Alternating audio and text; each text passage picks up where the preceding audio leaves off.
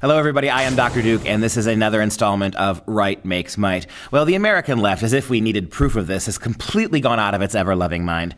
And one of the reasons I think the left is in the predicament they're in now, and Trump is just a symptom of all of this, is for decades now, the American left has engaged in a complete and utter lack of critical thinking.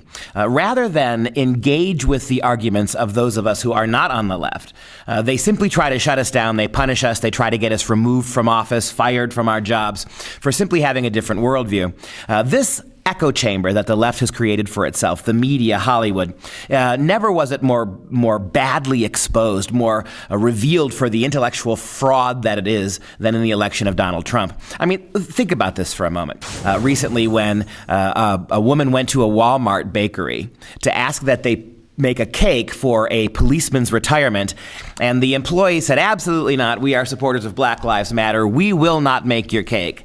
Walmart fired nobody over this. You remember the Oregon bakers who were required to pay a $135,000 fine by the Oregon state government because they would not bake a cake for a gay couple's marriage. You remember Brendan Eich, the co-founder of Mozilla Firefox, who was forced to resign from his job as CEO of the company he helped create because 8 years prior, he actually donated money to a Prop 8 cause defending traditional marriage in California. By the way, when Brendan Eich was donating to that cause, Barack Obama, Hillary Clinton, Bill Clinton, the whole Democrat establishment was actually pro-traditional marriage. But the left never forgets its grudges.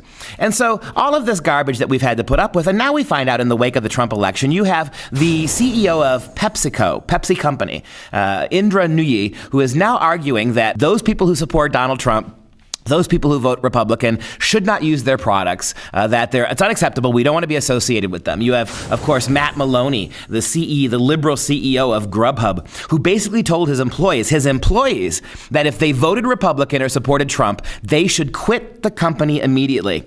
You have Chris Charles, the spokeswoman for Kellogg cereal, who came out just the other day and said that the same thing. We are going to stop advertising on any site that doesn't support our liberal progressive values. They pulled their advertising from Breitbart.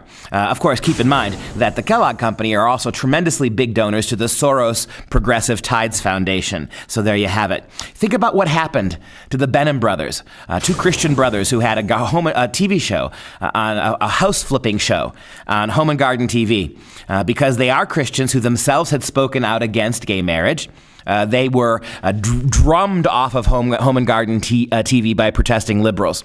Now you have the case of Chip and Joanna Gaines, also on Home and Garden TV. Their show, Fixer Upper, is coming under assault, not because they said gay marriage was bad, but because they went to a Christian church that actually upheld the principles of the Bible and argued that gay marriage was wrong. So, all right, we've moved from doing something 8 years ago that everybody else was doing as cause for getting you fired. We're in a situation now where you don't even have to say yourself that you disagree with gay marriage. If you attend a church that makes that argument, you're going to be fired.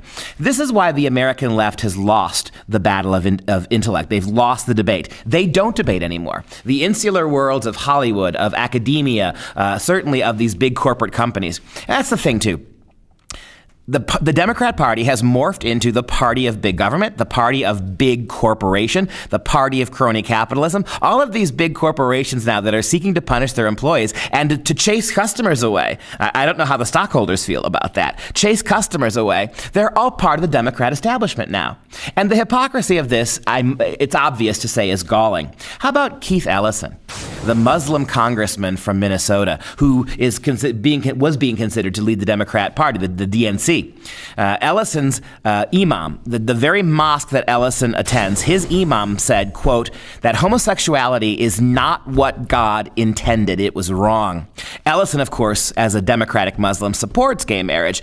But why is his Imam allowed to say these things and not a word said to Ellison, while in the situation of the Gaines, right, their Christian pastor made a completely orthodox Christian statement for which they are now under the gun? It's this kind of hypocrisy. And this is the thing. This is the takeaway from all of this. Liberals have lost the argument rationally. All they have left is irrational tyranny and hypocrisy. That's why Donald Trump won. And it remains to be seen what we get from Mr. Trump.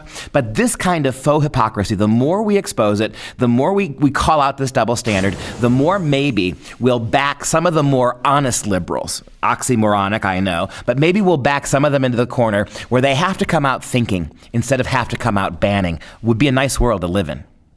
This is Right Makes Might with Dr. Duke.